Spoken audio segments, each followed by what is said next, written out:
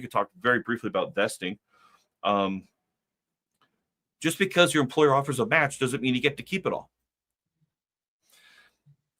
And it is interesting. Sometimes it's perplexing. I thought I had $15,000 of a match. No, but you're only with the company for 3 years. You get 60% of that 15,000 that you get to roll out. You don't get to keep the whole thing. So the difference goes back to the employer. So here's the thing: is that for the vesting periods, usually it's for your first year after you complete 1 year of service. That's what they call it. It's years of service. After the first year, it's 20%. Then it's 40, 60, 80. After your 5th year, then you get to keep 100% of the match of whatever they match to your plan as you contributed. That's how that works. If you leave before that time, you only get a percentage of it. So it's something to kind of keep in mind. And yes, it's there so that you can have a vested interest of staying with the company.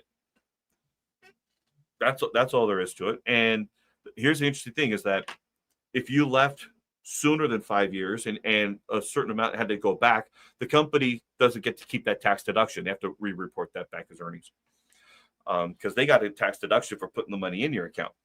Now they have to take it back and say, oh, no, we got to keep that back. So now they have to pay a little bit of income tax on that. Not a big deal, but it's one of the ripple effects of all these things. All right. I can't think of anything else I probably have missed. Pretty good brief overview. So don't enroll in 401k plans until you're ready to enroll in 401k plans. And as Mike said, you got to know who to talk to on this stuff. And while we may not be your securities advisors, we kind of know how this stuff works.